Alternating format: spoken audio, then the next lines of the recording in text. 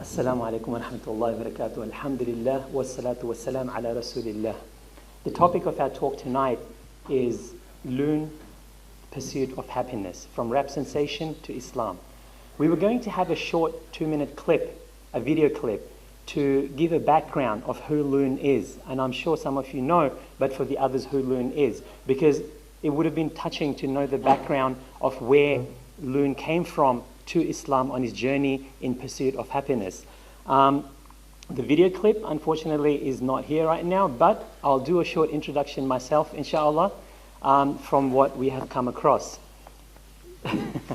Although I knew very little about rap music, but I've gotten to know a bit in the last couple of days. Just to understand and appreciate, and really, that it's very befitting pursuit of happiness, which is the topic of our talk today. Loon, back in 1995, our special guest speaker, he started to write songs for some of the top singers at that time.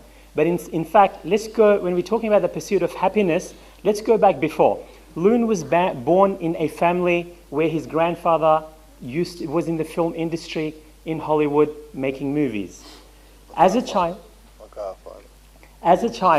he went to the school where the Hollywood celebrities, their kids would go to the school in Beverly Hills.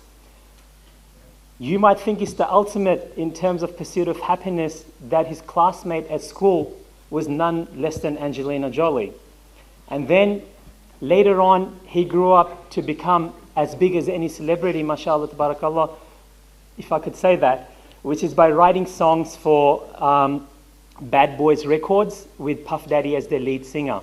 These songs went on to become hit songs across the world, and then he wrote after that songs which he performed himself, and within days after performing, they became a hit across the world.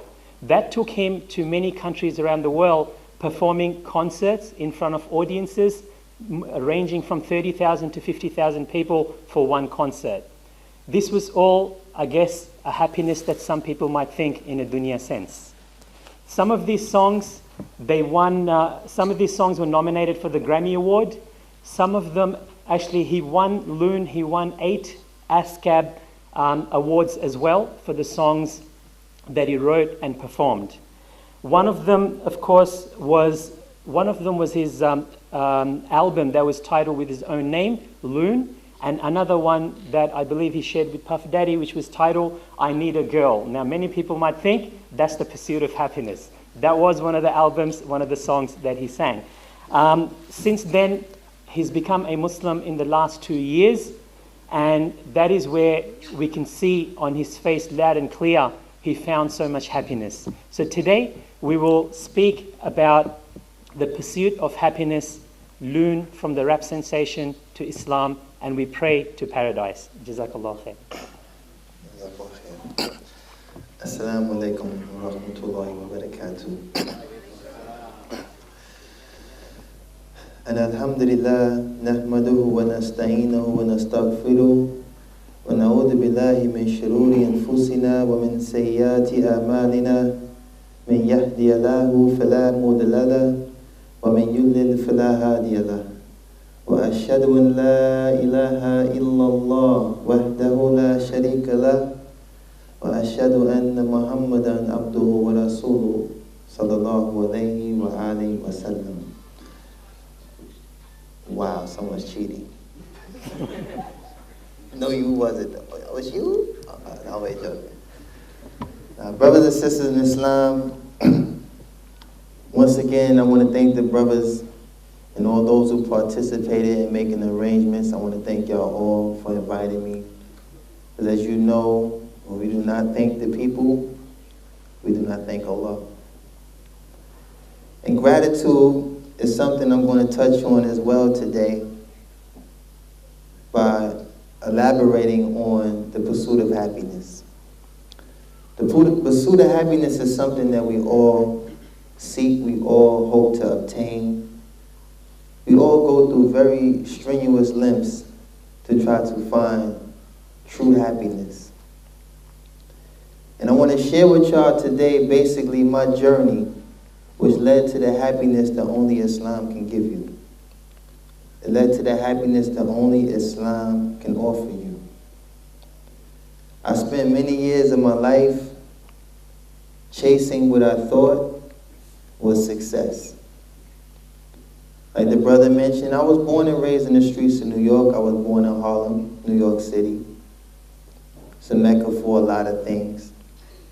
Drugs, violence, hip-hop, you name it. Anything sinful under the sun definitely took place in Harlem.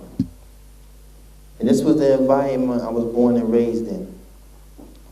Raised around those who had a significant influence in the community, speaking mainly of those who were hustlers, drug dealers, crooks, criminals, whatever you want to call them. And being that this was the most dominant influence in the community, this was the beginning of my pursuit to obtaining success, was by indulging in the activities that took place in my community in regards of drugs, violence, etc. Now, living in the inner city, many of you may know or may not know, when you live in impoverished communities, everyone is seeking a way, basically a way out. Me, I was raised by my grandparents. My mother and father, they were very known. They were known legends in the street. They acquired millions and millions of dollars by dealing in drugs and violence. But by Allah's permission, I was handed to my grandparents, who were more, pious, more upright. My grandmother's a beautician. My grandfather, he served 30 years in the army. So they were pretty much the center of my family. They were the only ones who established what we call a halal way of living. Wow. Alhamdulillah. So basically, by me being raised by my grandparents, I learned certain morals. I learned certain things that prepared me for dealing with what was outside the door. Because as parents, many of us know we can create, the most firmest structure in the home, but there's also, or always, another set of parents waiting outside the door. So all the morals and the good character and good mannerisms that I learned in my house, I was able to utilize these things in order to, coexist with the individuals that, ran the community in regards to drugs and violence. And I found myself indulging in this stuff. I found myself making a lot of fast money, and I found myself getting into a lot of fast trouble. Found myself getting incarcerated. Found myself dealing with a lot of the ills that came with the street. And remind you, this wasn't by choice, this was by default. This was by being in an environment that bred this. So every dream that I had, like most kids start off honest, they want to be cops, they want to be doctors, they want to be lawyers. But you don't see that outside your door. You don't see any lawyers. You don't see any doctors. You don't see these prominent positions ever being obtainable. So what happens, it becomes almost hereditary that you fall into whatever level of success is obtainable by ways of doing what's in the community. But luckily I found that I had the ability to write. I never finished school, I knew how to count money. I wasn't good at math, but I knew how to count some money, and I knew how to write. And writing became my escape. Writing became the means that I used to place myself in China before I even had a passport. I was able to use my ability to write and elaborate off my imagination and some of the dreams that I had, and I used that to escape this harsh reality. As soon as the song was over and the pen was dry, reality would sit right back in. Where my mind had just ventured, it will always return where my body was, in the ghetto. But I never gave up on the writing because I found satisfaction in it. It was very therapeutic for me. It gave me a means to find some sort of balance without losing my sanity being in this environment. And this was the beginning of my pursuit of happiness. I found happiness through expressing myself by writing. But by writing, I discovered that this was something I could truly use in a more, business sense. And that's when I learned that I could start writing for individuals who were in the music business. So I started utilizing some of my street connections and people who were tied to some of these individuals, and they put me in this circle of these stars, these rappers and singers and stuff. So I started writing songs by like 1995. Believe it or not, the first song I ever wrote was for Shaquille O'Neal, basketball player. One time he tried to do his little rap rendition. He thought he was a rapper at one time. And I wrote the songs. They happened to be big records because it was Shaquille O'Neal, Alhamdulillah, I started to continuously write and continuously find success being a ghostwriter, meaning no one knew the origin of these songs. I would just write them, I would receive checks in the mail, and I would just, spend this money recklessly, thinking that as long as I have this ability to write, it was easy for me to do. So as long as I keep writing, I could always have money. So I never was responsible for the money. I would just take the money and blow it. And it gave me happiness. It gave me joy to be able to go buy a car, go buy some jewelry, buy things, give things to my family, give things to my little sisters. I became kind of like the breadwinner. But then eventually, this writing propelled me into being an artist. And I wrote some very big records. I wrote over 52 top 10 hits. I sold over 7 million records worldwide. Alhamdulillah, I'm on my 3rd passport. I done seen pretty much all 4 corners of the globe. Last grade I finished was the 8th grade. My education came from traveling. My education came from paying attention and being very attentive to the things that was passing me by as I was living my life, pursuing happiness. Now, many of you question yourself every day. What is happiness? What is happiness? What truly makes us happy? In my case, family made me happy. This was the only thing that made sense to me was my family. I was a father at 16 years old. I left my house at 15 years old. I've been on my own pretty much my whole life. So when I look at some of the young brothers here and I can see the know in their face and I can see the innocence, I can tell that you still spend hours playing Xbox and you're enjoying your childhood. These were things I missed.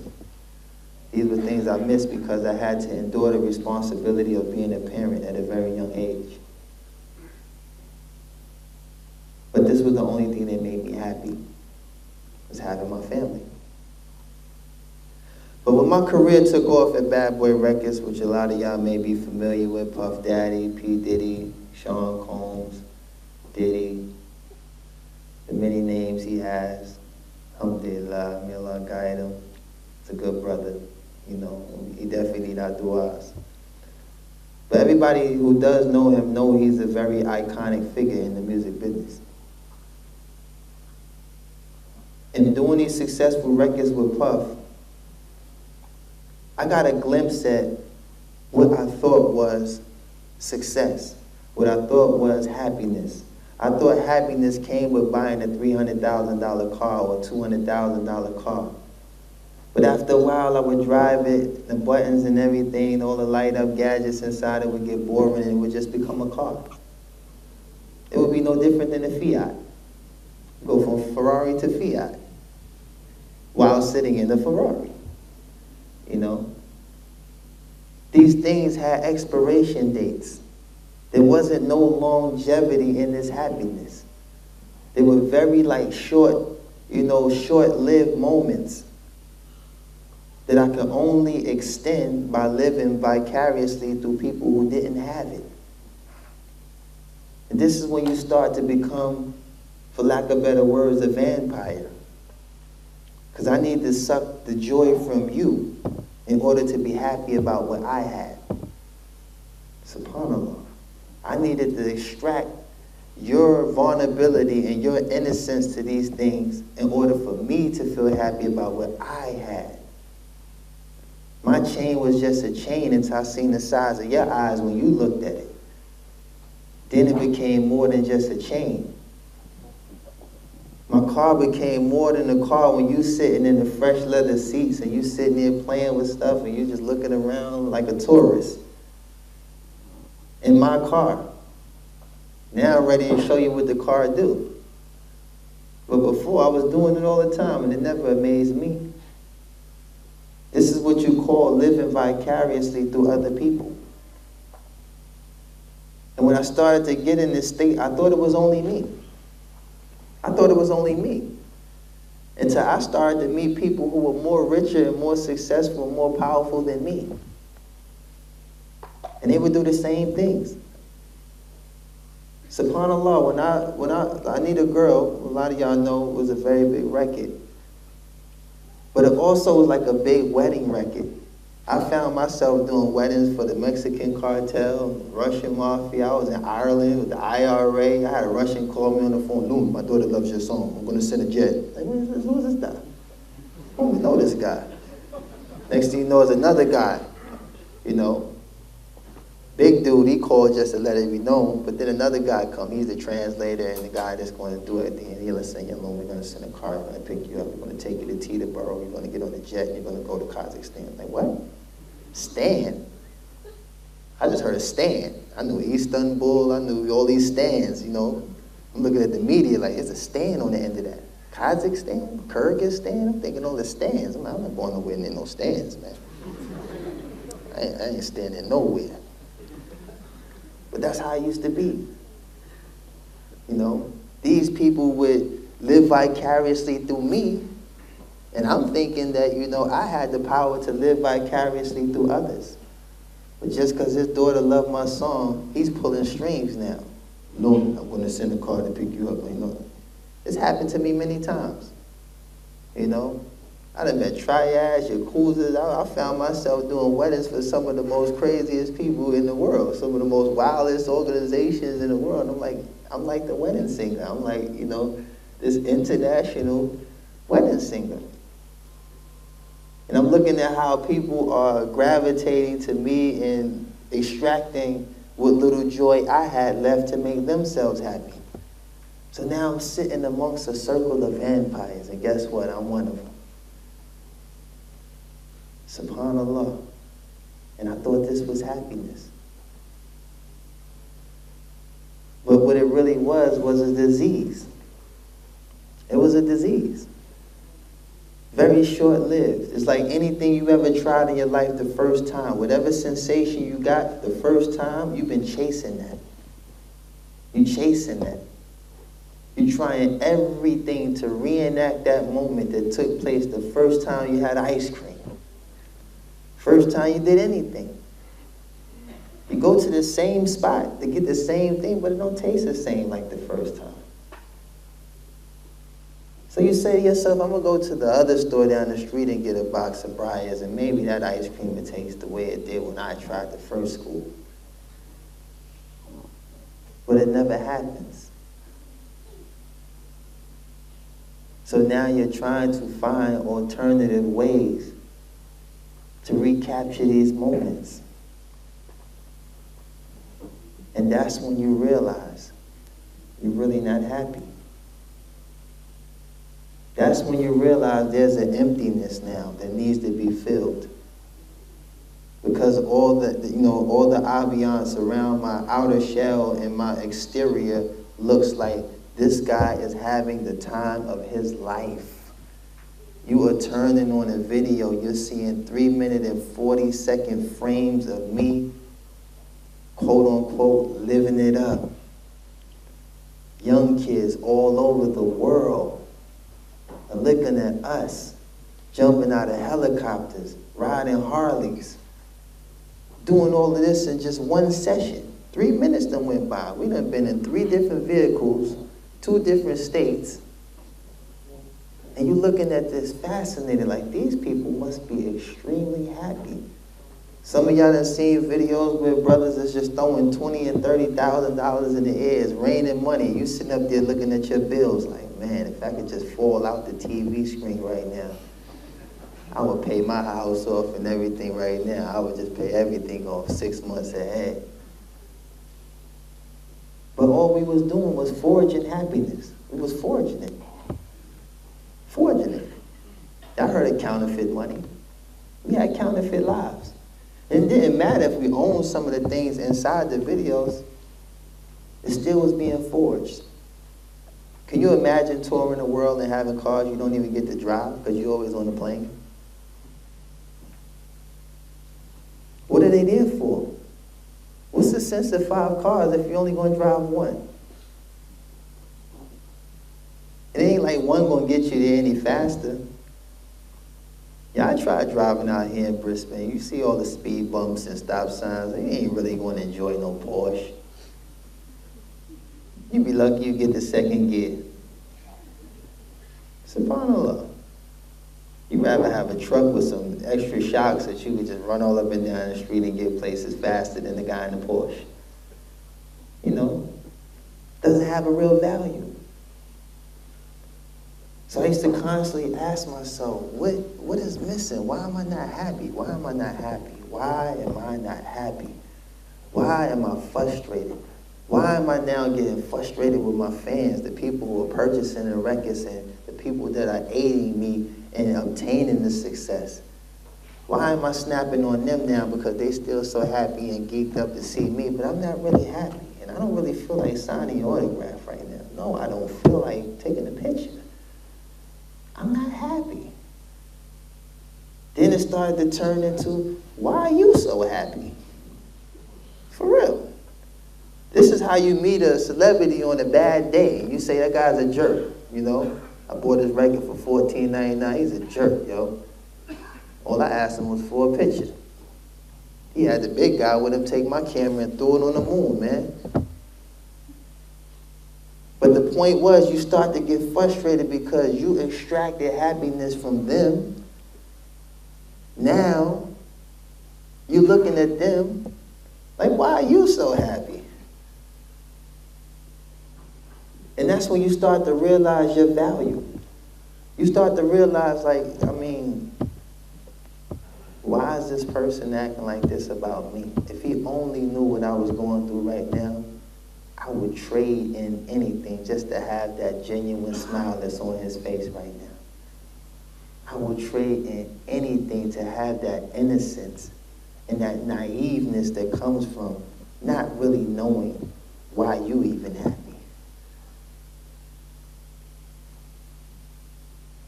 I would have did anything to be as pure as the person standing before me. All he spent was $14.99. And he got everything he wanted.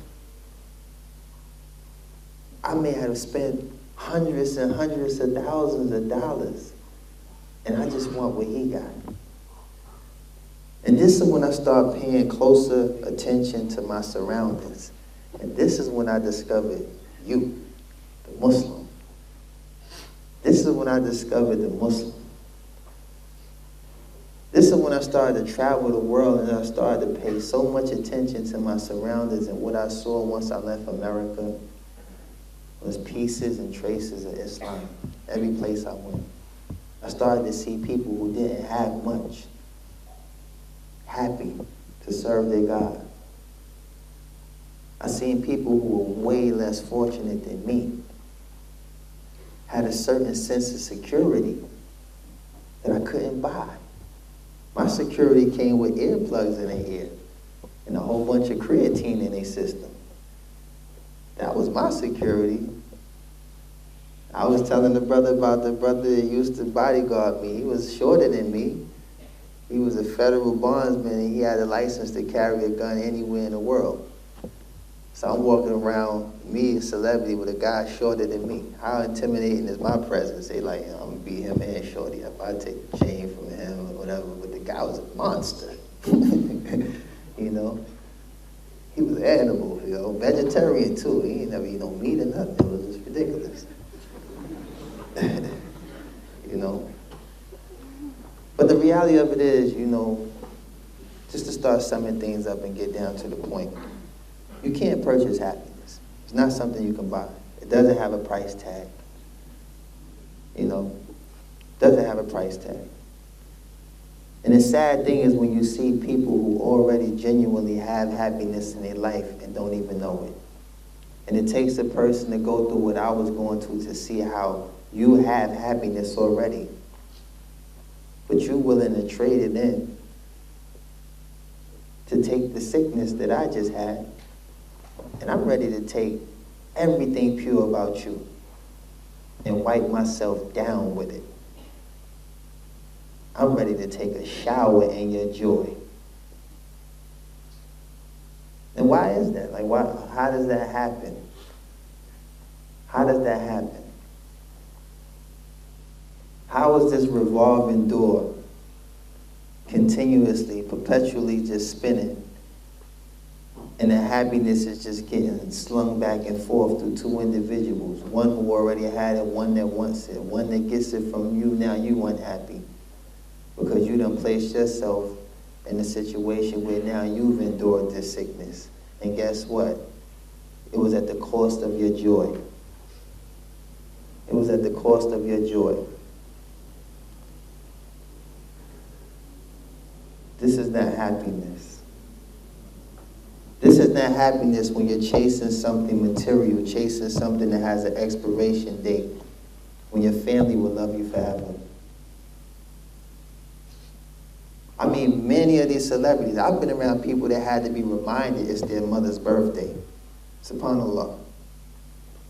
As Muslims, you know, we don't celebrate it, but as a Kafir, I mean, it was a big deal to know your mother's birthday at least, like, you know, some flowers or something, it's your mother.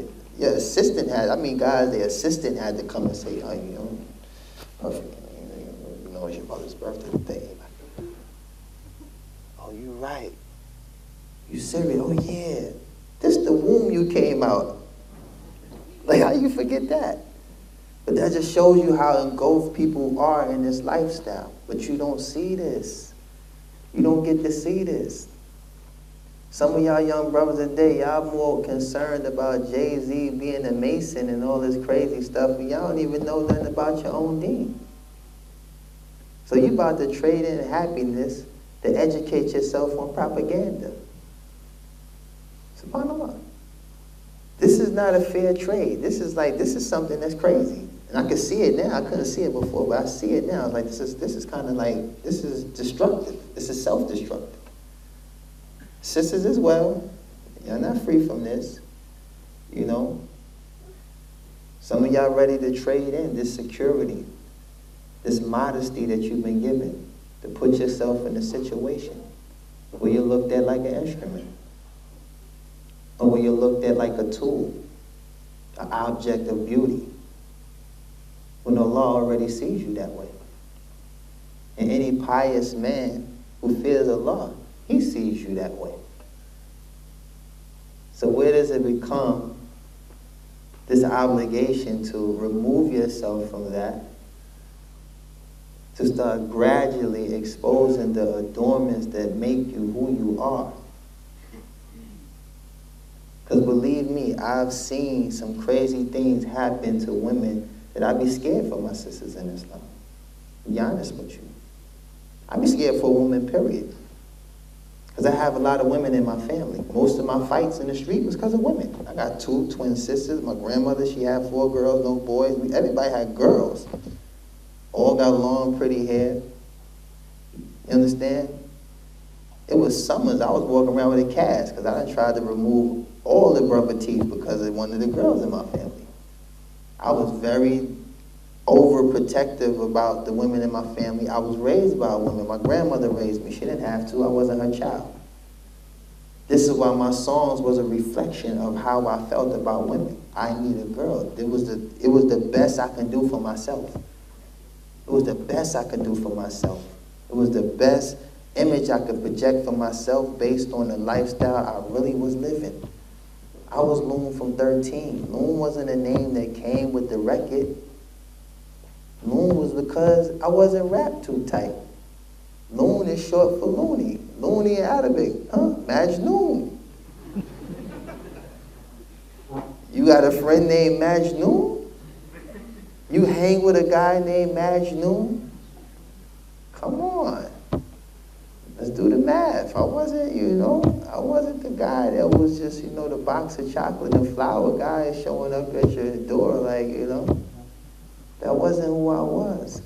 But that was the best of me at the time. That was the best of me. I considered all the women I loved, all the women I respected and appreciated when I wrote those records. And that's what kind of helped me abstain from that life when I started to see young girls who were forging their identification to get in some of these clubs. 16 years old, finding themselves, laying somewhere, and slipped a date rape drug. Never once gave away her chastity. But on this night, because of one foolish move that added a few too many numbers next to her age, put on too many layers of makeup, threw on a 3-inch heel, and found herself in a situation she wasn't even prepared for. And when these things used to happen in my career, I never wanted to be responsible for them because I knew my intention. My intention had nothing to do with those things. But after a while, I had to accept it because it was more common than rare. It started to happen more. Young brothers, seeing me come through my neighborhood and all these nice cars and all that stuff, and they standing on the corner, hustling, doing their little tools and fuels, and they get themselves jammed up, plotting to get something faster, because this ain't working. We need to rob a bank. We need to rob somebody. We need to do something, man. You seen that car Loon has? Psst, I need that. I done seen lives lost for nothing in the streets. Absolutely nothing. Just for a person to have a short-lived moment himself. To spend 25 years, the rest of his life in jail for one little robbery. Just to have something for 5 days before he gets trailed down by the police, beat to a pulp, put in a car, and spending 25 years of his life down the drain. And the only thing you got to talk about that whole 25 years is that 5 days you had a Ferrari. Stuff them up. This is sick.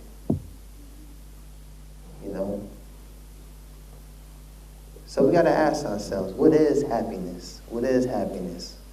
What does Islam teach us about happiness? What is the real pursuit of happiness? I will tell you 3 of the 4 principles to the pursuit of happiness by Shaykh al-Islam Muhammad ibn Abdul Wahab. 1, when you are given, you are grateful. I repeat, when you are given, you are grateful. How much have we been given? And how truly grateful are we? This is the first step to pursuing true happiness. When you are given, you are grateful. By show of hands, how many brothers and sisters in here are born and raised Muslim? Not half a hands, put them up like on a roller coaster. Yeah, that's what I'm talking about. That's almost 90%. That's actually the whole room pretty much. How many are reverts, such as myself? MashaAllah. How many of my brothers and sisters from Adam? Meaning my non-Muslim brothers. No, you're my brother in Islam. I'm talking about from Adam. Because we all have the same father. Adam, any non-Muslims here? No. Okay. We've been given something. We've been given a mercy. We've been given the mercy of Allah subhanahu wa ta'ala when He sent the Prophet Muhammad sallallahu alaihi wasallam as a mercy to all mankind. And just to have my non-Muslim brothers and sisters thrown in the loop, every nation before this nation today was sent a messenger. was sent a clear warning, only by the mercy of Allah, to warn the people to worship God and only God, to worship Allah and only Allah. And those that chose to follow that messenger will be saved on the day of resurrection. And those that neglected or deprived that call to Tawheed, meaning to worship God and God alone, on the day of resurrection, they will be the losers. And this was something that happened repetitively, all the way up to the Prophet Muhammad sallallahu alaihi wasallam. The most diligent in this call to worshiping God and God alone was Noah, alayhi salam, Prophet Noah. For over 950 years, he called the people to worship God and God alone. And if I'm not mistaken, may Allah forgive me, only 72 people I recall got on that ark. We got over 70 people here. How long did that take? Didn't take 950 years. If I said free food at the masjid, that joint would be full before I finish the sentence. Free.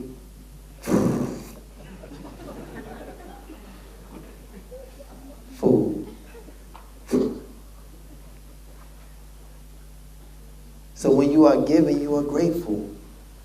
So who are we not to be grateful for what we've been given? I'll give you some examples of lack of gratitude. And I mentioned this before, and even it's still funny to me to this day. Because I've been asked a lot of these questions, and it just sometimes is hilarious, but at the same time I look at it sincerely and seriously. When someone says, Brother Amir, you know, they have like Dancing with the Stars on TV. You know, why we can't have Dancing with the Sheikh?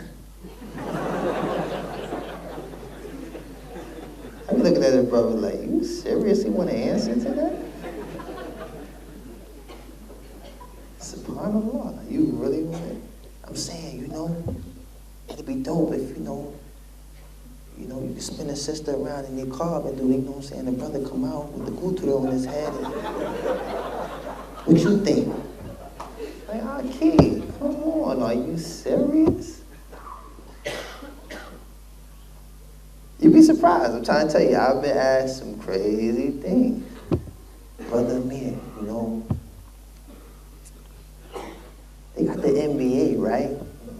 Why we can't have the NBA? The Muslim Basketball Association. I mean, it'd be dope, you know? Especially if the championship game is during Ramadan, we can break our fast during the halftime show. And I mean, and people be, I mean, these be ideas. They really be just revved up, and I be looking like, wow. You ever think about giving dawah to 50 Cent and all of them? I didn't ask to be a Muslim. I mean, Allah makes Muslims. Fortunately, he guided a rapper. Now you want the whole rap world? You want every rapper now? The brother Napoleon been Muslim way before me. Freeway been Muslim way before me. Lupe Fiasco. There's many entertainers in the music business that been Muslim before me. But Allah didn't choose them all to give dawah. Allah didn't choose them all to come out here for the sake of Allah and share these experiences. They're actually still living it. And may Allah guide them. But this is where the lack of gratitude comes in. It's like this is where we find ourselves competing, like I just told you before, trying to extract the joy of others or trying to extract something that made others happy when Allah already gave us the guidelines to establishing and obtaining true happiness by way of adhering to our obligation and our purpose of creation. Is to worship the one who created us.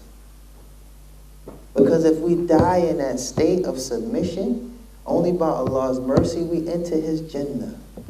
We enter His paradise. It's not a cheap ride. It's not something you do from your lazy boy seat. Feet kicked up, remote in your right hand, drinking it, you know what I'm saying? You're sitting there like, God knows what's in my heart. Yeah. He knows.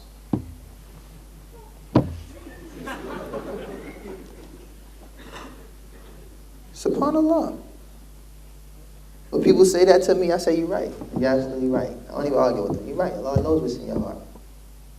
And He knows your statement and actions go right in accordance with your heart. And guess what? You're absolutely right. He knows what's in your heart. He knows what's in all our hearts. He knew what was in your heart 50,000 years before He created man. He knows what's in your heart. So when you make this statement, reflect on it. Don't just say it because it sounds good. Don't just say it because you're trying to conceal your negligence or your lack of gratitude. That's what it is. It's a justification for saying, I'm really not that grateful. But you know what? God knows the gratefulness that's in my heart.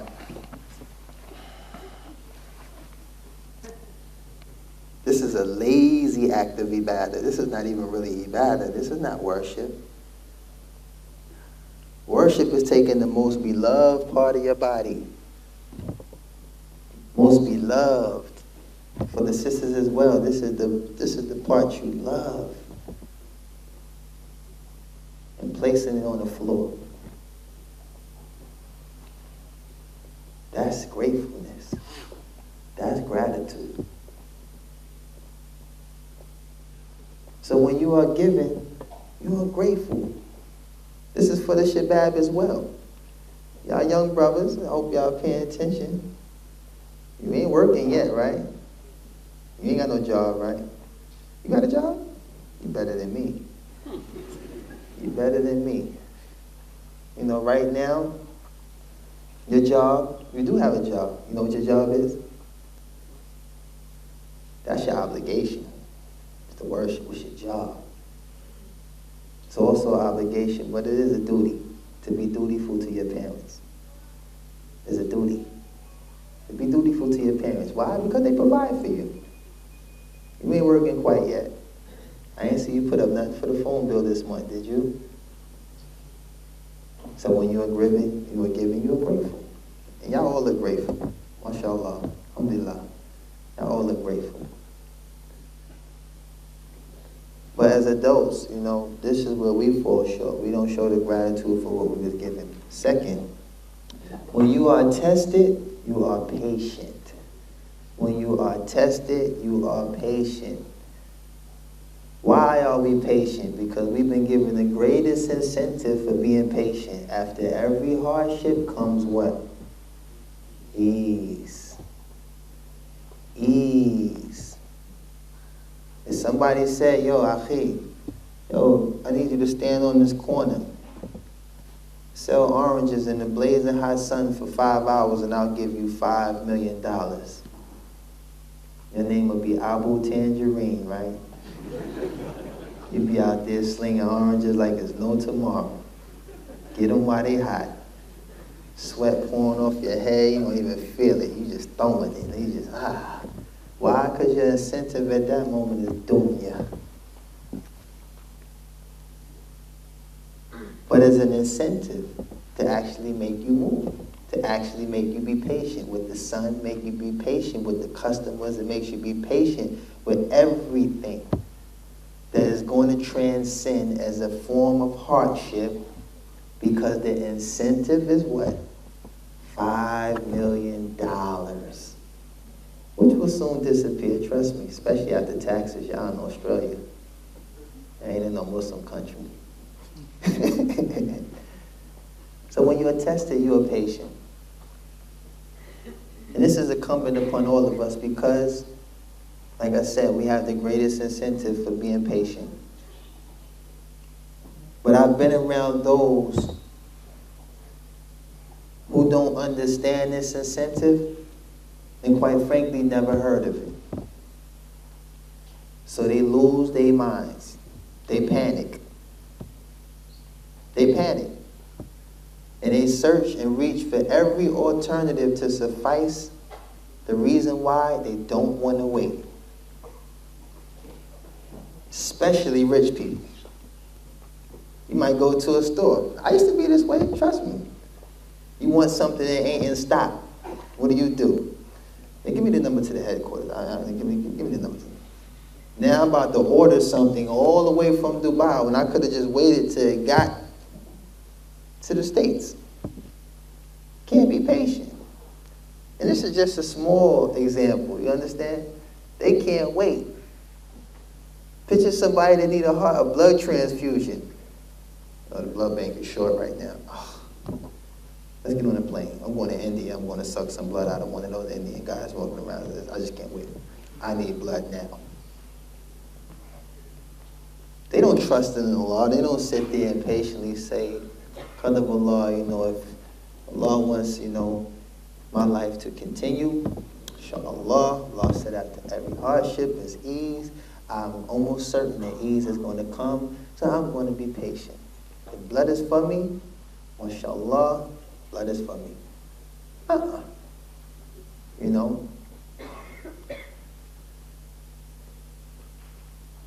I've seen people, who are not even patient when it comes to reproducing children. It's like, I can't wait. I can't wait. You know what? I can't wait. I'm going to Kenya. I'm going to go rent me a kid. I'm going to buy me a kid. I'm just sick of this. I can't wait. I just can't wait. I want a child right now. Guys, like, please, baby, be patient. I mean, inshallah. No, we're going to Kenya. I'm going to get us a kid. Now. So when you're tested, you're patient. And last but not least, when you are sinful, seek forgiveness. This is the one that is truly neglected. When you are sinful, seek forgiveness. Do not just accept defeat. Do not just say, because I hate this when I hear young brothers say, oh, mashallah, Brother Amir, you gave us so much, you're a Muslim, alhamdulillah, but me, myself, I'm a bad Muslim. Like, where did you come up with that? Why are you a bad Muslim? What did you do that the man that killed 100 people didn't do? The man that killed 99 people. And his tawbah was accepted. What did you do that you such a bad Muslim? Because when you place that title on yourself, you become that. You become that. You start to project it. You believe it. You start to project the image and the character that comes with it. And guess what? Other people can identify with it. And then at that point, it's evident. You become the bad Muslim. It's not saying you are. And Allah subhanahu wa ta'ala is Ar-Rahman. So who are we to doubt, question, or disbelieve in Allah's mercy? When Allah said He forgives sins. You didn't commit shirk. You were just sinful. So seek forgiveness. If you are sinful, seek forgiveness. Because sins can be like pebbles, and the more we commit them, they turn into rocks, then they turn into boulders, then they turn into mountains. So if we don't seek forgiveness, because we are weak, we are deficient. There's not a man or a woman in this room who doesn't have a deficiency. You were created with one. So knowing that we're imperfect, knowing that we have shortcomings that we struggle with, constantly ask Allah to forgive you. If the Prophet ﷺ asked Allah subhanahu wa ta'ala for forgiveness over 70 times a day, a man who was free from this fitna, free from these sins, free from committing these sins, and still seeking for forgiveness, promised Jannah, while he was still alive, and he can still seek forgiveness? Who are we to neglect? Who are we to neglect the rights that we have over Allah subhanahu wa ta'ala? This is one of the rights we have over Allah subhanahu wa ta'ala, that we can seek forgiveness, we can seek refuge, we can ask as many times, we can beg as much as we want, we can plead, ask, beg, scream, shout, whatever emotion we can extract, we have that right. Because we've been commanded to worship Him and nobody else, to seek refuge in Him and nobody else. So we have our direct source. So who are we to deprive ourselves of that by not seeking forgiveness? So this is the true pursuit of happiness. The true pursuit of happiness is submission. Submission. and sacrificing everything that you thought was going to make you happy for what will truly make you happy. Because Allah's promise is true. Allah's promise is true. I can put my faith in any one of you brothers for the sake of Allah. And you can strive to comply for the sake of Allah. But based on the fact that you have a deficiency, there's a chance you will let me down. Doesn't have to be your intention. Doesn't mean you meant to. But you can let me down. But the only one that's free from this deficiency is Allah Azza wa Jal. So in order to find happiness, I would much rather place my faith, my trust, and everything into the Creator of the heavens and the earth and everything in it, because He's free from this deficiency. He's free from these shortcomings. He doesn't have to get on the highway during rush hour. Because that would be a worthy excuse, right, why you ain't show up. Allah doesn't do traffic jam. So I want y'all to ponder on these things, because these are principles that I actually implement in my life all the time. Since I've been a Muslim, this definitely is something that is repetitive in my thought process, is that when I'm giving, I'm grateful. And I've been given a lot. I've been given the opportunity to free myself from my past sins. I've been given the opportunity to rid myself of these artificial perks that I used to have in my life that I called joy and happiness. I was able to free myself from a circle of people who were only bloodsuckers. I was able to find an opportunity to be obedient when I didn't want to listen before. I never wanted to listen before. I was hard-headed. I did not want to hear nothing. I hated authority. I truly hated police. I hated anybody that had the authority to tell me what to do.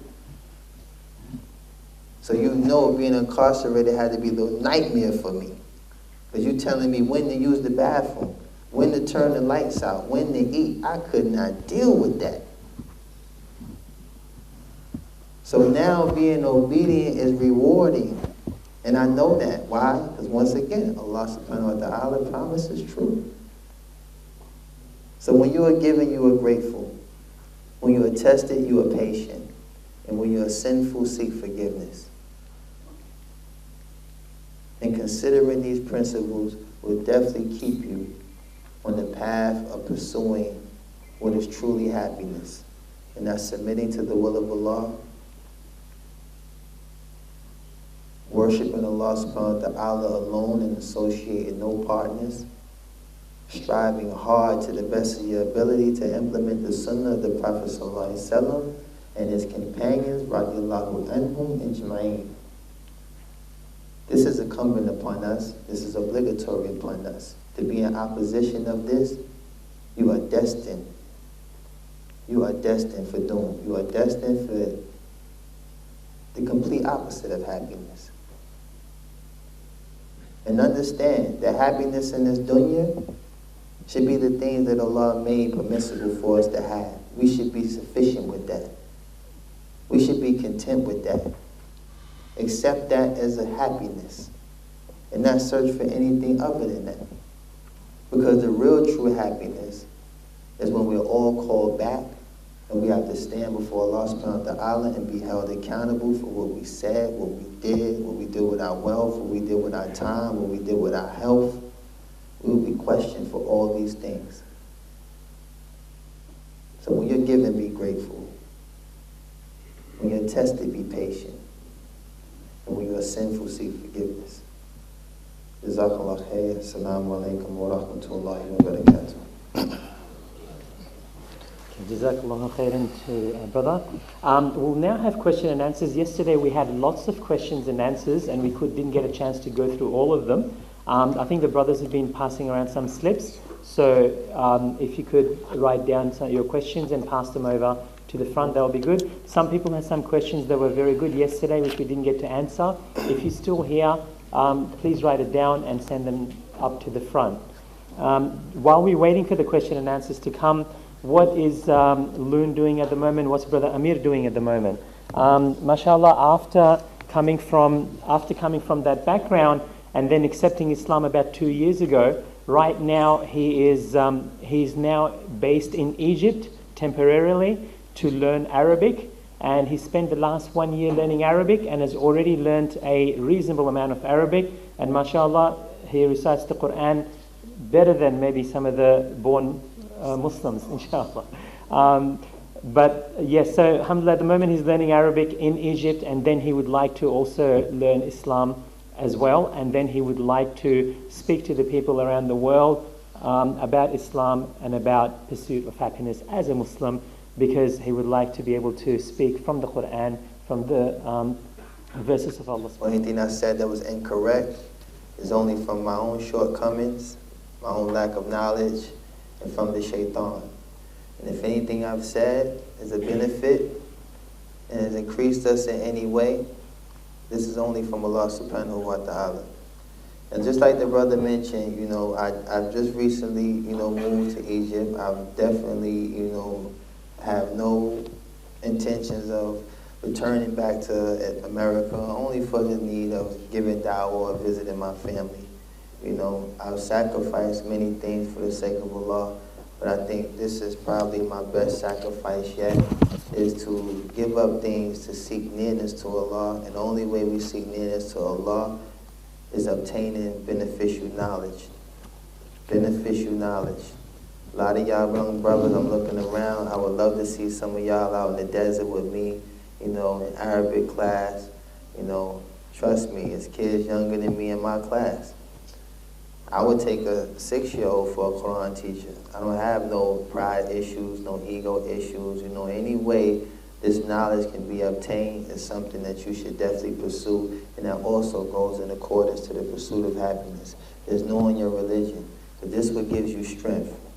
We were born and created weak, but the only thing that makes us strength is having knowledge of our religion. Knowledge of the language that Allah subhanahu wa ta'ala revealed this book in. Knowledge of the authentic narrations that establish the traditions and the sunnah of the Prophet ﷺ by way of the example of those who preceded him. And learning the basic fundamentals of your religion, this is a protection. This is a protection for you. This will protect you from your shortcomings. This will protect you from your desires. This will protect you from trying to incorporate role models out of individuals who have way more flaws than yourself. Especially some of y'all young brothers that be listening to these hardcore rap cats and y'all be trying to implement these guys. You'll go to jail way before him, trust me. He's not even going to do nothing. He ain't going to bust a grape in a fruit fight. But you'll go to jail before him. Trying to be him, you'll end up there before him. So, by all means, like I mentioned yesterday, for those who wasn't here, get your Sahaba rookie card. Find you a Sahaba who has some, issues or events that may have took place in his life that coincide with yours. And study how he handled them. Study how he utilized the book and the sunnah in order to rectify these affairs. Find one, because these were men of virtue. These were people that Allah was pleased with. Like Allah says in Surah At-Tawbah, and first and foremost to accept the religion of Islam from the Muhajirin and the Ansars. And those who follow them in totality and faith, Allah is pleased with them and they are pleased with Him. So even Allah subhanahu wa ta'ala commands you to follow the example of the Sahaba. Why? Because He is pleased with them and they are pleased with Him. This is why we say radiyallahu anhu. So study this religion. Learn the basic fundamentals of Tawheed. How can you truly read the book of Allah and say you love and fear Allah if you don't know every aspect of singling out Allah Ta'ala for all acts of worship? If you don't know about the worship of Allah's Lordship, if you don't know about the names and attributes of Allah, meaning the names and attributes that Allah gave Himself in His book, and the names and attributes that the Prophet ﷺ established as well. So we call Allah only by what He called Himself. We don't compare His attributes to ours. As you can see, there's probably a hand on the clock around here. It don't look like your hand. Understanding Tawheed, you can identify with Shudder. I be tickled when I watch TV, when I hear people, what are we going to do if Spider-Man doesn't show up? Like, Shudder, subhanAllah, they were looking for Spider-Man to show up? You know? But these are things that you need to know. And like I said, I challenge any of you young brothers with that youthfulness and that zeal that you may have for your deen, send out them applications to some of those jamias. Go increase in your Islamic studies. Leave the house, leave the nest. Go be a man.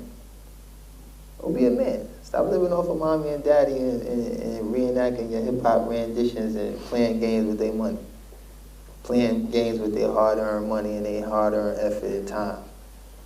Come back and show them that you're a man. Come back and show them that you can be the successor of the family, that you can extend the lineage and increase, the benefit of being in your family.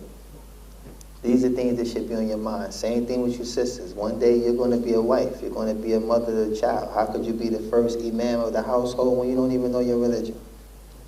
How could you teach your child anything? You don't want to learn Baba and Umi, that's it. He wants to learn Islam. She wants to learn Islam. So you have to know Islam in order to pass it to your child. You are the first imam. You are the first. So this is a challenge for all of y'all. Let's go get it together, inshallah. Barakallahu feek.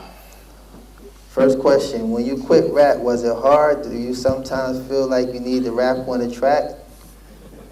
I ain't gonna lie, I'm human. Sometimes I listen, I'm like, man, I'd have killed that. But then I come to my senses real quick. Real quick. But I don't need it. Let's make sure we understand the linguistics of this question. I don't need to rap on the track. I don't feel the urge to rap. But like I mentioned to a brother earlier, if you was a former alcoholic, do you walk past the liquor store? No. You find a new route. And as my brother in Islam, why would you want that for me? Like, yo, brother, you should do Islamic rap. Why do you want that for me? When I just got up there and told you a whole hour of what it just did to me and did to my life, why you want that for me?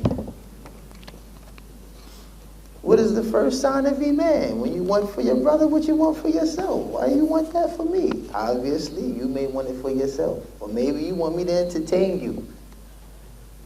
I'm not an entertainer no more, I'm your brother. When I was entertaining, you probably couldn't get 5 feet in range with me, because I had some big dudes that ain't like everybody. Want to shake my hand. So, alhamdulillah, I mean, look how accessible I am. I'm your brother. I can shake everybody's hand in this joint tonight. Sorry, sisters. I love y'all for the sake of Allah, subhanAllah. But, yeah, I don't need this, And I don't need nobody needing it for me. You want for me, you want good for me. Make dua for me. But this is a trial. This is a hardship at times. Traveling, leaving my family, a lot of this stuff. But I do it for the sake of Allah. And I do it because I feel like if I can, with the minimal knowledge that I have, can benefit you. And this is the reason why, like the brother said, I want to study. I want to speak to what's legislated. Because if you're going to listen to me, let me tell you what you should hear. Let me tell you what the scholars of Islam are going to tell you. Because if you're going to take it from me, let me tell you what they're going to tell you. Let me try to reconnect that connection with those who are more knowledgeable. Because this is where I sought out advice. If I can't get it from the local imam or the students of knowledge in my vicinity, I call those that have a little bit of English. If not, I have a brother translate for me. But I can call the scholars and find out. I'm going over your head. I'm like the dude in the store. I want to talk to the supervisor. I got a fly in my drink. I don't want to talk to the manager. You understand? So, alhamdulillah. Next question Bismillah. I missed your talk last night. Who would just introduce you to Islam? Well, Allah subhanahu wa ta'ala guided me to Islam. I'm going to run through this quickly for that person because all these questions mean something to me. Allah subhanahu wa ta'ala guided me to Islam. I didn't want to be a Muslim. I wasn't searching for the Muslims. I didn't have friends that was Muslims. I only lived in a community where Muslims exist, and I was aware of the Muslim, but I wasn't aware of Islam. These brothers did not wear Islam on their sleeve. May Allah guide them. These brothers did not call me to Islam. There's times I came in the store short on a pack of Pampers. I was vulnerable. He could have called me to Islam, but instead, he gave me the Pampers. It's only Allah guiding me to Islam. Like I said, being attentive, traveling the world, I started to notice certain things about the Muslims. The good characteristics and manners of the Muslims. And these characteristics started to surpass the false perceptions that I had from the media and the propaganda that is used to slander the Muslim. 1.5 billion people around the world are not radical. You would not come outside if it was 1.5 billion Muslims that just wanted to destroy something, blow something up, and kill somebody. You would not come outside.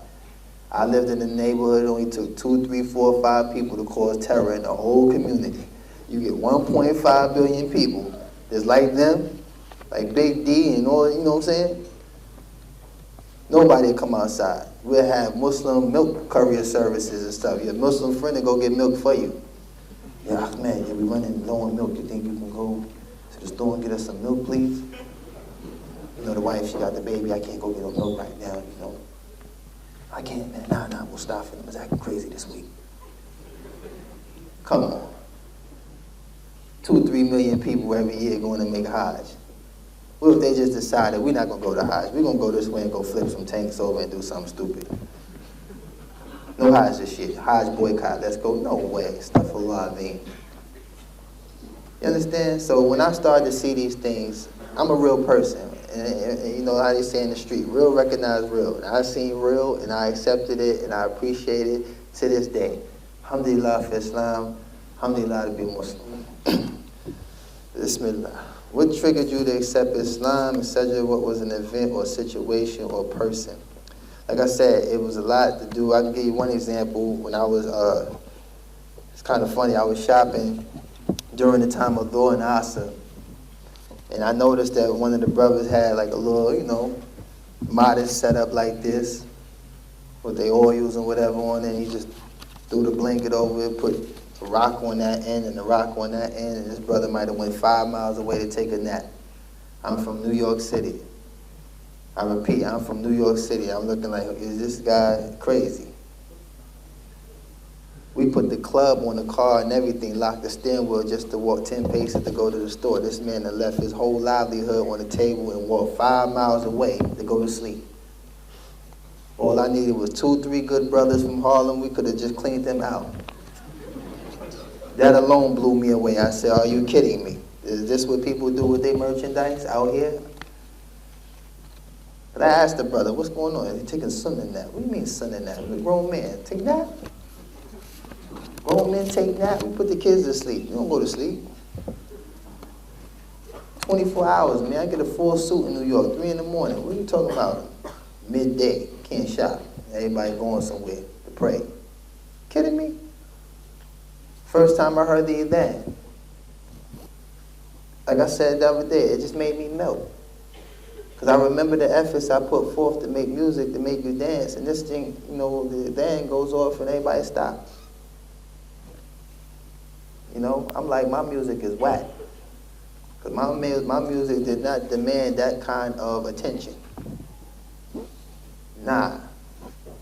I might have sold a lot of records and sparked a lot of hearts, but I've never seen people that receptive to something like the event. So, you know, there's a lot of things that triggered it. Alhamdulillah, you know. What do you think about women that wear the hijab before and now that you are Muslim? Oh, I'll give you a funny story. MashaAllah, tabarakallah. I was in Toronto. At the time, I wasn't a Muslim. And I remember doing this show.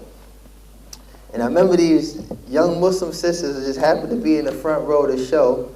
Allah subhanahu wa ta'ala knows best why they was there, how they got there. But my show was a little extreme, you know. But I remember just feeling super guilty every time I walked to this side of the stage and I seen it, and I was like, man, they messing up the vibe. I need to go back over here. You know?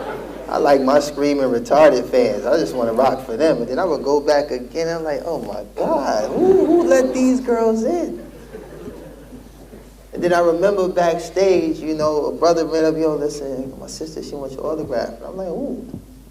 Like my sister. And I see these two Muslim sisters, they all modest and giggling. Like, I say, yo, I've never seen this kind of bashfulness and shyness in this environment that I'm in. I'm in an environment where women have absolutely no haya. None. No shame. You understand? I've never seen this. I'm like, this is cute. And I'm saying to myself, a woman like this, man, I probably got to sit down with the father, wrestle the uncle, beat up the brother. Like, it's probably all kinds of complications you got to go through to get a woman like that. Shy? Wow. So, you know, this is an indication of obedience to Allah and the shyness and all the character that comes with it. Like, you sisters have to hold on to this. Because even at that time, at the most jahil state of my life, I never thought that I could have bought them, deceived them, persuaded them, whispered something in their ear. It was just like all bets is off. If you're going to do anything with those girls, it better be respectful. And that's what your hijab demands. Trust me. The minute you take that off, you know, you got guys reaching for her. It's like, oh, son, how you doing, Fatima? What's going on? But nobody runs up and squeezes somebody in the niqab. Are you kidding me? Who does that? You know? Y'all got to get away from that liberal stuff. I'm telling you, it's going to be the death of you, man. Because I know, we used to get cheap fills and all that because, you know, that's what came with interacting that way. I mentioned this before. Y'all seen them MTV shows, The Real World and all that? They put all these strangers in a house. The one girl, she real sadiddy. I don't do all that. I don't play that. I don't be messing with guys. By the end of the 6th series, man, she done lay with everybody in the whole show. This is what happens when you put yourself in those kind of environments. The weaknesses, it starts to surpass whatever dignity you have, whatever pride you have, whatever self-esteem you had. You know, you get into the pretty girl competitions. She got the new edition of Mac line. Oh my God, you know, her eyeshadow look nice. I gotta go get me some. And now you're competing with your sister in Islam in the beauty contest that nobody's getting nothing for. You know what I'm saying? But Allah made you beautiful. So, alhamdulillah, stay firm. You know what I'm saying? The most prized possessions in this world are not easy to get. It's not easy to get. You go in the bank and they just put all the money on the table, everybody be rich. But you know better than that. You gotta go through fat guy, and as soon as you come in, you got the big 357 on him, you gotta get past him, you gotta get past the teller, the bulletproof glass, the back door, the vault, the safety deposit box. When you get all out of your mind, you don't want that money. Only a pious man or somebody who, you know, is deserving, you know, should be able to go through those extremes, or have patience to go through those extremes. Allah knows best. Astaghfirullah, do I still need a girl? That insinuates dating. I don't need no girl. You know, alhamdulillah, I'm married. You know, I've been married 15 years. You know, happy. Alhamdulillah. Yeah, but that's another thing I want to address. That dating stuff is definitely dangerous. And I tell you why, because as non-Muslims, you know, they have the most unsuccessful rate of marriages. Most unsuccessful. Highest percentage of divorce. Highest percentage of adultery. All of this stuff is just a problem. And I know this from experiences. You know, a woman submits herself to a man, gives up her adornments and all the most prized possessions that Allah subhanahu wa ta'ala has given her, and the brother just get cold feet and cop out. This is what dating leads to. You know, I wasn't married when I had my first child. I was 16 years old. I was past puberty. So you know what that means. Everything works. So playing around at that age, you can end up like me, a father. missing out on Xbox, missing out on all the things that you attach yourself to as a kid, missing out on that innocence that comes with, having friends, going by their house on their bike, calling them to come outside with their bike. I missed all that. I didn't get to play two-hand touch football and all. I didn't get all to do all that. I had Pampers to get, I had milk to get, I had stuff to do. You understand? So don't play around with that stuff. That's why marriage is a protection. This is the wisdom of Allah. Marriage is a protection. Protects you. Muslim women, alhamdulillah, you are grown only to be a wife and to be a mother. You have a very significant role in this ummah. And if you need encouragement, reflect on the foremost beloved women to Allah. Reflect on the virtues of the Sahabiyat. You got women that want to be treated like Aisha and them, but you don't want to be like them. You want the treatment of the wives of the Prophet sallallahu alaihi wasallam. You don't treat me like Aisha, but you don't act like Aisha. You want this treatment, but you don't want to be like them. She memorized what? She recorded 2,210 authentic hadith. She was a scholar in hadith. Third wife. For all of y'all that, disagree with this concession from Allah to have multiple wives. She was the third, and a scholar, and the most beloved. So get all these, these liberal and all these modern day images out your mind and just try your best to implement what is correct to get what you're trying to get. We have a destination. You understand? Allah knows best. What would you advise someone who wants to change but scared about what people might say? Well, this is a test. This is a test. This person here, if he knows in his heart this is to be true, and you know that the accusations that are going to follow are not going to be true. So this is your ruler. This is your measuring stick. Am I going to accept the truth and not worry myself about the slander and everything that may come after? Or am I going to cater to the opinion of those who really don't even want good for me? Because I'm not worried about nobody. I know that's probably one of the questions going to come up. What does Puff Daddy and them think about you becoming a Muslim? Puff Daddy is not my daddy. I'm not worried about what Puff Daddy thinks. I'm not worried about what 50 Cent and nobody. They all know me. They know I wasn't a follower. They knew I was a real person from a real place. And I looked at the music business as a business. I didn't obtain my identity from music. I had an identity. I was cool with myself. Like the brother said, I was fortunate. I had a godfather who produced, a lot of big movies. I lived in Beverly Hills. I went to Beverly Hills High. It only lasted about a year and a half, 2 years because of the person I was before. I was Loon. I didn't know how to act. You know what I'm saying? But I did have classmates. Angelina Jolie was my classmate. Monica Lewinsky. I was at school with these fools. No, I ain't joking. MashaAllah. A lot of guy Angelina, man. She has characteristics of a Muslim. I don't know about Monica. It's hard to understand that. It's hard to understand. I don't know if you can understand. Right. But for that person, don't be afraid. Don't be afraid. I'm not afraid. I'll make dua for you, whoever that is. Don't be afraid. If you think about Ibrahim, alayhi salam, he denounced both of his parents. Both of his parents. For the sake of Allah. He's the only prophet that is acknowledged as the friend of Allah. SubhanAllah. The friend of Allah. You know how it is to denounce both of your parents because they're upon shirk, because they want to worship idols? Father was an idol maker, if I'm not mistaken, and Ibrahim denounced his relationship with his parents because he chose to submit to the will of Allah and nothing else. I'm not praying to no idols. I'm not praying to no statues. And this is his parents. So if you have a Quran, read the story about Ibrahim, and it should inspire you to understand that you're not worried about your parents, then you definitely worried about, some people who just going to say a few things, whatever. Allah knows best.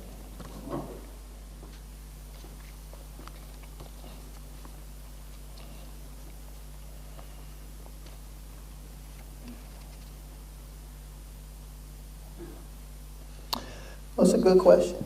MashaAllah, from a non-Muslim brother or sister, inshallah. Says, doesn't if, you got that doctor handwriting too. Doesn't if you think that adopting Islam means that if was just looking for a new lifestyle and by adopting Islam it found order and obligations, isn't it confusing religion with a more stable lifestyle? Not at all. Because even in Christianity, there were a lot of, things that came in accordance to obedience. When you think of the Torah that came with Moses, this was the law. First commandment was what? Thou shalt not place no other God before me. That's the first commandment. Thou shalt not place no other God before me. First pillar of Islam is what, brothers and sisters? La ilaha illallah. None has the right to be worshipped but Allah. So obedience comes with submission. And submitting is not going to always go in accordance with your desires. You desire to believe that Islam is the truth, or you know that Islam to be truth, but your desires tell you that I'm not ready to completely submit. So what you do, accept Islam first, then work on your problems later. Because at least you have the guidelines to follow in order to become better, to get better. Because the Muslim is not exempt from sin. We're not exempt from failure. We're not exempt from all these things. But the only thing that will save us on the day of judgment is that we know in our hearts, just like the nation before, when they were given the commandment to worship no one other than God, we know that in our heart, this nation, that none has the right to be worshipped but Allah, and that the Prophet Muhammad ibn Abdullah sallallahu alayhi wa sallam is the messenger of Allah. And by knowing that, this gives us a chance to earn Allah's mercy. Are we exempt from the hellfire, brothers and sisters? No. Will we be punished for the sins that we committed? Yes. But do we have a chance to not have to spend an eternity suffering and humiliating torment in the hellfire? Yes. And that is the incentive right there. It's not the lifestyle. Don't judge the religion by what you see on the surface. They have a statement from the scholars, I believe it was Ali radiallahu anhu, who said, you do not judge the truth by a man, you judge the man by the truth. Because the truth is still going to be the truth. If a person is firm upon it, he falls short, finds his way back on it, guess what? The truth never changed. He just had some transitions he had to go through to get back to it, but the truth is going to always remain the same. And the truth is, true submission is how you seek nearness. For example, think about being an athlete or being something that requires you to adapt to the lifestyle. You're not scared then. You don't have no problems then. Hanging out with the rugby crew, get a tattoo on your neck. You'll incorporate the lifestyle that comes with that. But what about the lifestyle that comes with being a servant? A servant, because that's what we are. You'll incorporate the lifestyle that comes with being a servant, then this is sufficient. But when it comes time to hang out with the crew, or the hip-hop crew, you'll be walking around with your pants hanging off your butt to fit into that lifestyle with no problem. No, you wear 34 while you buying 36. You changed your lifestyle just to hang out with some guys. So now what about the lifestyle that comes with being a servant to the Creator? This is not compromising, my friend. And if you want to talk about this later, I would love to have a conversation with you about how beautiful it is to change your lifestyle. Like I told the young brothers before, you want attention, wear one of these. I guarantee you, everybody will pay attention to you. Go through the airport with this on. You want attention? Guarantee you, they'll notice them J's on your feet. You got the new Jordans, nobody see it with your outfit you got on now, but put one of these on with your Jordans. I guarantee they'll start from your head, and they'll look down. Man, this guy's crazy. He looks kind of like Ben Laden, but man, them Jordans is crazy. does kind of look like he's a little extreme, but his sneakers is fly. Want attention? Astaghfirullah. What do you do with the money you earn and fame? Well, the money took shahada with me, okay? The money is Muslim.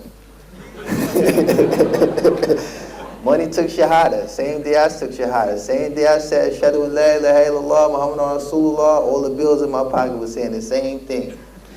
Alhamdulillah. What happened to the Ferraris and the wealth you had? I sold it all. I don't even have a car.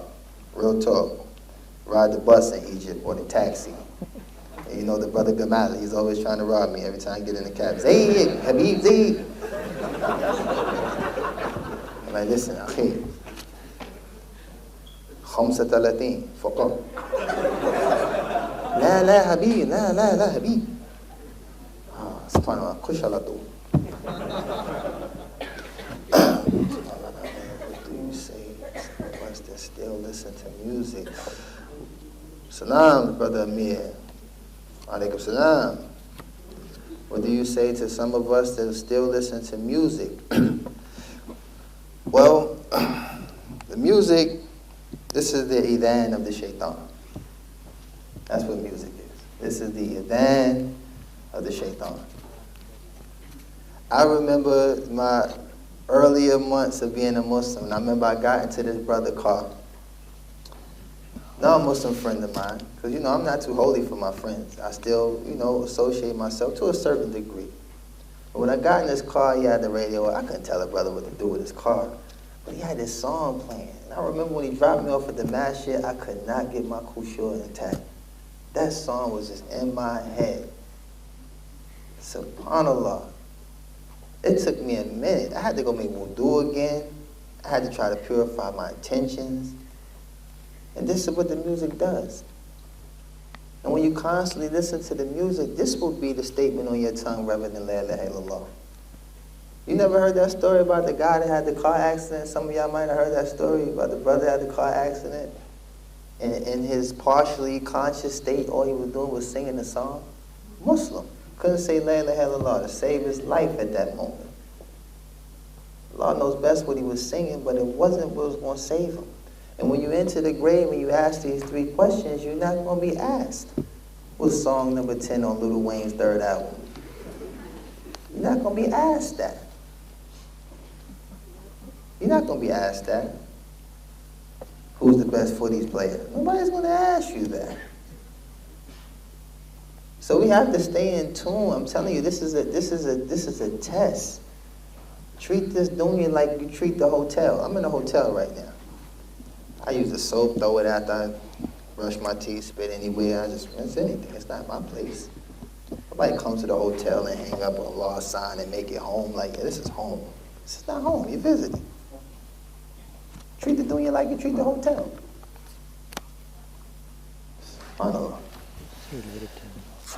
How can we become better Muslims? This is an excellent question. This is an excellent question right here. How can we become better Muslims? I mentioned this the other day about your companions are a reflection of your deen. The companions that you keep, they are a reflection of your deen. You can't hang out with the shisha heads and then think that's your reflection of your, this is a reflection of your deen. This is a reflection of your deen. But when you're around the brothers that you know, they pray almost all 5 salat in the masjid. This your crew. Y'all on the phone chopping it up on, y'all, you on the way to masjid? I'm on my way now. I see you when I get there. Those are the people you want to be around. The ones that fear Allah. The ones that love Allah, the ones that submit to the will of Allah. Same thing with the sisters. If you're struggling with certain aspects of the deen, hang with the sisters that fear Allah. You know, I don't pass judgment on anyone, but sometimes when I see the sisters that cover and they have a sister that, might not cover, I start making dua like, mashallah, I hope she be the 4th one covered. You see 3 cover 1, 4 of them, mashallah, inshallah. Allah make her the 4th. You understand? Because what's in her heart, I can't see, but she's a reflection of her companions right now. Companions look like they practice the religion. They look like they shy. They have a fear of Allah, they have taqwa, they have iman. Hang with these people. This is how we become good Muslims. Study the religion. Know your religion. This is why sometimes you clam up or you feel the urge to compromise your religion or compromise the image of your religion. You hang out downtown too much, you're going to realize you're the only one with a thobe. You're the only one covered. You hang in that environment, you'll be walking around like the kuffar. You don't even take long. You feel out of place. Well, hang in a place where you're appreciated. Hang in a place where you're accepted. Hang in a place where you're loved. Because there's nothing wrong with that. And if you have business that you need to handle and you're in these environments that's a fitness for you, go there, handle your business and get back where you need to be. But being a good Muslim is definitely, staying firm upon good companionship. Good companions will take you a long way. I immediately abstained from all the people that I used to deal with before to be around those who fear Allah, to be around those that love Allah, and those became my companions. Those became the brothers that I talked to. My phone don't ring no more like it used to. When I stopped smoking, 3,000 people stopped calling me. I stopped drinking, another 3,000 ain't called me no more. I used to get invited to all kinds of parties all over the world. When I stopped showing up, nobody invites me no more.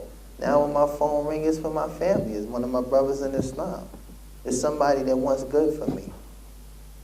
So this is the way you become a better Muslim, and Allah knows best. Can you please rap about Islam? Laugh. What is the effect of media on your understanding of Islam as being non-Muslim? But I don't watch the media. I don't watch the news. You understand? The news is in the Quran. You want to know what's going to happen tomorrow? Read the Quran. Allah tells you what's going to happen tomorrow. What you watching the media for? You want to know what's going to happen? The Book of Allah tells you everything.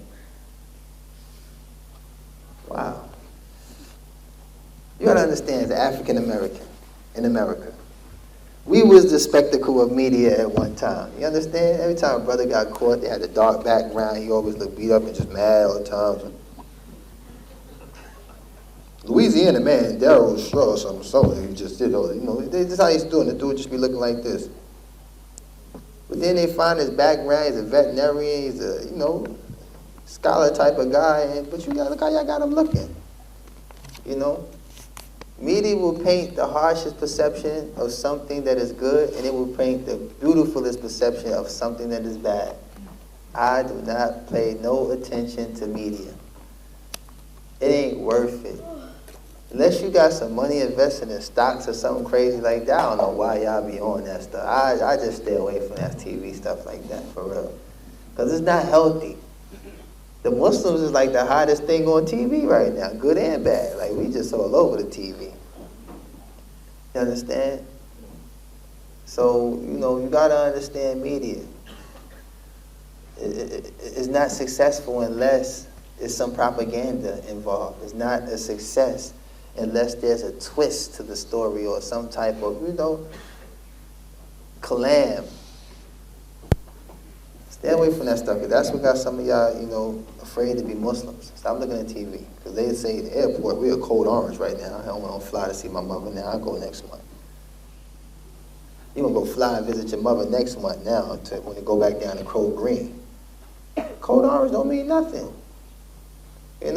What does code orange mean, really? Be honest. They've been flicking America like a light switch. Code red, code green, code orange, code red. They be just like, You know what code orange means to me? It means get to the airport earlier. That's what code orange means. Code orange means, okay, brother, you're a Muslim, you need to get there in 2 hours. It is code orange. That means they're going to walk you through the machine. They're going to have dogs sniff you. They might even take you in a room and ask for your DNA. But I'm going to make my flight, because that only take about one year. I do that in a half an hour. Still got an hour to go to Starbucks. I'm going to make my flight. Come on, man. Stay away from that stuff. Do you wish to convert everyone and save them? I don't make Muslims. You know, Allah makes Muslims. You know, we make dua for them. You know, inshallah ta'ala, there will be a day, like the Prophet ﷺ said, Islam will reach from the point where the sun rises and where the sun sets. So Islam is doing its own thing. This car got its own wheels. Of course we want everybody to be Muslim. Why? So they can save themselves. But we're not evangelists. We're not missionaries. We don't go to little foreign countries and feed people and say, you know, Prophet Muhammad did that for you. We don't do this type of stuff. We don't have no marketing and no promotional vehicle for Islam. This is the fastest growing religion in the world. And some of the most catastrophic events that took place didn't even slow up the process. America has the fastest growing Muslim population. I'm telling you, y'all keep watching TV and think that Islam ain't spreading like wildfire in America. This is how you got to turn up the media issues now. It's like, oh man, this is spreading like a virus. We got to turn this up. You know, we got to destroy their connection with their other brothers. We don't want people coming to America to aid them. You know, $1 come from Saudi and land in America. You don't know what's going to happen, man. Everybody will go to jail to touch one. Allah knows best, but I mean, I love this religion, man. I don't know about y'all, man. Alhamdulillah for Islam. Brother Islam, did you tell about Islam to other rappers? Man, they look at YouTube too. They know I'm out there. Trust me, you know. Some of them, you know, may Allah guide them, especially the ones that are Muslims. Like, I'm very patient with Freeway. I try to work with Freeway a lot. I've invited him sometimes to give talks. And he's a very passionate guy, you know what I'm saying? He stands before the people almost ready to just boil down and cry in tears and stuff because he knows what he's doing is wrong. And he knows at that moment he's standing in front of an audience that's not catering to what he does with the music.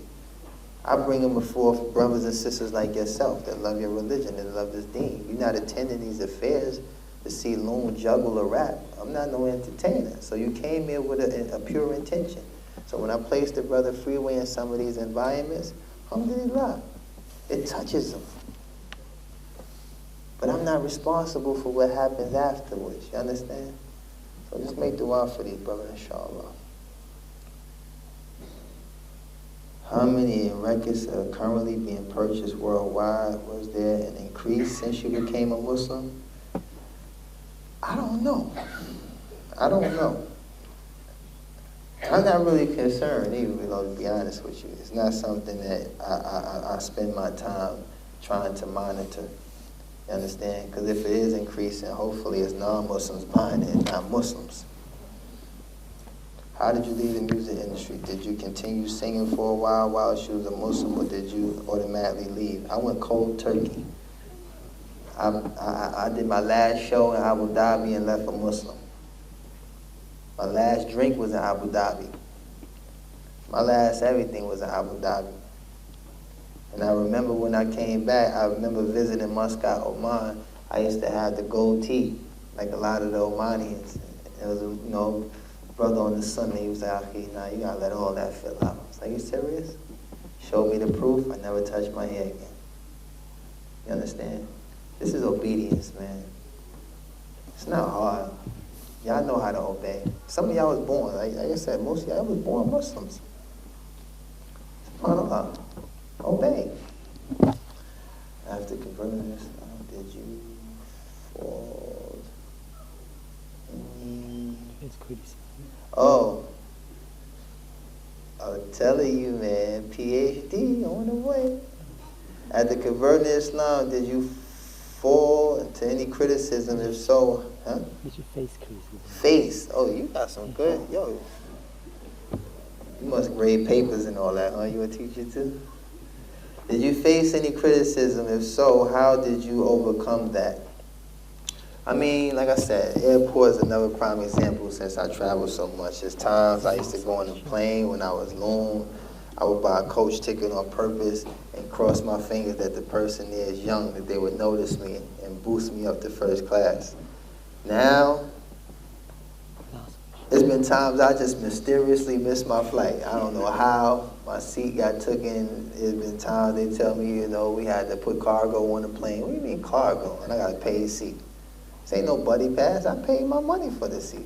Well, sir, unfortunately. Actually, that happened to me coming here. But, you know, I don't know. Allahu Akbar. But, yeah, criticism is not something that has been like a problem for me. Because I never worried about what people say. Because nobody, you cannot make everybody happy. You understand? While you focusing on making one group of people happy, the other group is mad at you. Then you try to shift your attention to that group, now the other group is mad at you. You cannot make everybody happy. So who do we try to make happy? Who do we try to please? We got a source. Please Allah subhanahu wa ta'ala. This is sufficient for you. This is the last one? You got a stack of them. Okay, this is the last one, inshallah. And once again, I appreciate everybody for being patient. You know, may Allah reward all of y'all. I don't have nowhere to go, so I can just run my mouth until they kick me out. But how has your family taken to you converting and have any follow suit? Also, what was the turning point and how did Islam? I'll just answer the first half. Yes, my family, we have actually gotten closer, you know, because my grandfather, who's 88 years old, he took Shahada. My wife took Shahada. My son took Shahada. A lot of friends of mine that, you know, are not so popular. I'm talking about brothers that are struggling in the street took Shahada. It's a really good friend of mine named Chris. I remember I was walking with him and he was just so stressed. And I said, man, walk me to the barbershop. So he walked me to the barbershop. Normally I would have drove or something, but I just said, I'm going to walk. So we walked about 20 blocks. I walked in the barbershop, got a haircut. Chris walked back the other way, a Muslim. So it's like, you know, this has been happening, you know, only by Allah's leave. I don't sort out to convert anyone because I don't have the power. It's not up to me. All I can do is convey, you know, what is true. And it's up to Allah to change the individual's heart, you know. But my family, we got closer because they know now if I'm visiting New York City, where I've done most of my dirt, where I've had most of my problems, where I've received most of my criminal history. But they know now when I visit, if I leave the house, I'm only going to the masjid. They know where I'm going. They hear sirens and all that. They know I ain't around nobody that's getting into that. You know, so it gives them a sense of security, knowing that, you know, I've dedicated my life to serving the one who created me. And by doing that, if any harm comes to me, it's only by Allah's leave. And it's only by striving to be obedient to what Allah commands. And if that happens, inshallah ta'ala, may Allah, you know, be pleased with me. You know. So I just want to end this by saying, oh, you got another one?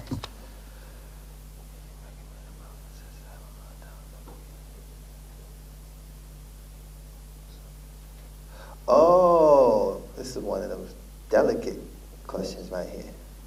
What can you recommend to brothers and sisters that have a hard time looking? I think this is pertaining to marriage, right? The parents not allowing it? Yeah. I mean, I'm going to be honest with you. My oldest daughter should be 19 next month. If she was to accept Islam, I would be so honored to marry her off to one of these righteous brothers. I wouldn't care what part of the globe he came from, because I have trust in Allah. You understand?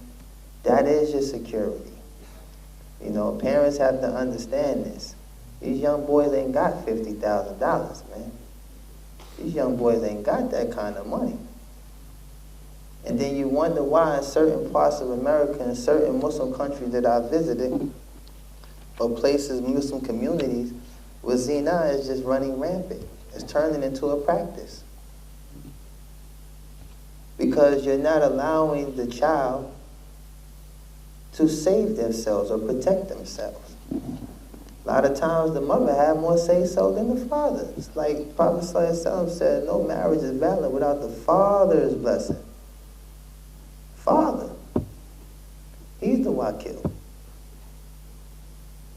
And then some of y'all have these traditional issues where, you know, you want the child to come from the same tribe, the same ethnicity, better off with your cousin. I mean, this is not Islam. Muslims marry Muslims. That's it. And if you don't know this man's character, you ask people that are pious. You ask trustworthy people that know the individual. You investigate. This is the father's job, to find out who is this individual. They came to my house knocking on my door. I said, for my daughter. You don't scare him and run him away. Find out about him, because he might actually be good for your daughter. Same thing with y'all boys. I don't understand how your family convinced you not to get married. Like, how you get scared out? SubhanAllah. So, I mean, this is a very delicate situation, you know. I don't know what go through the hearts of some of the Muslims who, you know, get in the way of this situation, but at some point it's going to happen. Why have your child 30-some years old and never been married? Why have your daughter like 35 years old, never been married? Now the brother that she wanted to marry, who she was intrigued by his deen, he was young, on his way to go study at Medina University. She's 35 years old. She's missed that opportunity. She's missed that opportunity. Now with 35, he's running around giving dawah. He's a talib, he's a student of knowledge, and he missed that, messing with you. But the guy that you approve, you know, got the Fabio look, he's just a hunk, huh? He's cool for you. But you ain't marrying this man, your daughter is. Same thing with the fathers. I know you're overprotective. I got 4 girls, 1 boy. I actually encourage my son. Sometimes I pick at him all the time. Listen, man, if you start feeling some kind of way, tell me. Tell me, man. Don't play. Because we in Egypt, mashallah, a lot of Egyptian girls, they're very attractive. Listen, don't play. Apartments ain't that expensive. Y'all get your own little spot. Come by and visit every once in a while. You come back, you ain't got to come back. You break out. Get out of here. You know, but listen. And I do this all the time, man, because it's just, you know, you sometimes the father, you see that glare, you know. You're not monitoring your child all the time. You know that this is going to happen, man. We're putting them in environments where this is going to happen. So at some point, let's do it with them. Let's not be against it, because when you're against it, this is where the problems come. And this also goes in accordance with what the Prophet ﷺ said. It will cause corruption in the land, and that's what it does. It causes corruption. I've been in some places, wallahi, the Muslims make up 20%. 20% of those infected with HIV. I'm not going to even point out the community. May Allah protect us all from this. But this is what happens when they start intermingling with the kuffar. They start intermingling with those who practice fornication. You didn't want to give them the Muslim. So now they're searching for outsiders. You done made Muslims look bad to them. It's like every man that came through the door and wanted me, you told him no.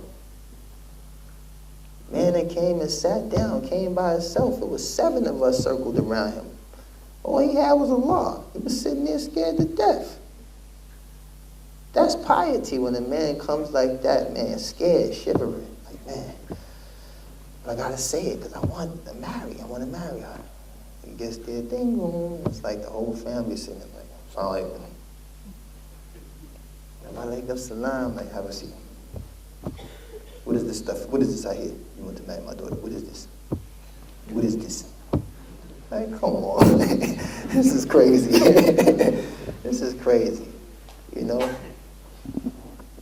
And mothers, whatever success came from your marriage, you share this with your daughter. Share this with her. Because if success came from it, share it with her. Alhamdulillah, if it wasn't that much of a success, then you steer her away from whatever that may have been. But just don't deny them the protection from Allah. Allah made this a protection for us. And I say this, you know, from the bottom of my heart for the sake of Allah. This only increases the ummah. This only brings good. This only brings good. I'm telling you, I have a daughter. Her name is Nasiha. She's my firstborn Muslim daughter. I'm going to have somebody recite Baqarah in my face. Baqarah. Hit it. Got that? All right. What is the ayat? Ayat number 103 in Surah Al-Imran. SubhanAllah. Okay. MashaAllah. That's it. I just want to know he know the book of Allah. I just want to know that he fear Allah. I want to know he trusts Allah. I want to know he's standing in front of me sweating. That's respect. That's shyness. I like that. I like that. Because even when I was a kafir, I was, like I said, I was very overprotective of the girls in my family. I remember one of my good friends, and I'm going to end it on this, my good friend Raheem Bird. May Allah guide him wherever he is. He was my cousin's boyfriend at the time, when this was permissible to me. But Raheem, you know, I didn't approve of the guys that liked their cars more than the girls. Like, you washing and catering to your car and you treat the women crazy. I didn't like these guys. And I didn't do boyfriends. I wasn't cool with nobody boyfriend. I only cool with husbands. You get married, and that was my moral. That was the way, my standards, even when I was a non-Muslim. Don't try to be my friend. Because if you disrespect my cousin or my sister, I'm going to be the guy that come to see you. You know what I'm saying? Now, y'all get married, I'm out your business. I don't care what y'all do at that point. Y'all married. So I was already prepped for that understanding that one day you're going to have to let go. So anyway, the brother Raheem, man, he got knocked out unconscious for my cousin. And I just fell in love with him. It was so funny to me. He was laughing. He's like, why you laughing? I said, yo, you got knocked out cold for my cousin, yo. I'm going to talk to my aunt, yo, y'all need to get married. He was looking at me like, what you talking about? I said, yo, any man that get knocked out for a woman is cool with me, man. Because that means you're going to protect her. Even if you get your butt whipped again, I know that, you know what I'm saying, you love her. You was laid out on cold concrete, man. I walked by when they woke him up. I'm telling you, I was just astounded. I said, this is from Jahil, knowing that this man is going to protect her. But knowing that a man deemed is sufficient, his aqidah is sound, and his understanding of Islam is correct, this is the protection that Raheem had. You understand? So I hope that was a benefit. I hope I didn't offend nobody or said anything that was any harm. But the reality of it is, this is our deen. This is a part of our religion. This is something we must implement as well as the other forms of obedience as well. Jazakallah khair. Assalamu alaikum wa rahmatullahi wa barakatuh. We had the place booked until 9:30 and it's now past 9:30, so we'll wind it up here. And I hope we all took from this that we always see the celebrities in the magazines, on TV, in the movies. Now we had a chance to see about their lives from someone who was himself one of the most famous celebrities in the world. And I hope we all realize the real happiness, we already have that in Islam. So I hope we seek that even more. Thank you for coming. Jazakumullah khairan. And also thank you to our brother Amir for taking the time to come and share all of this. It was truly inspiring for us all. Jazakallah khairan.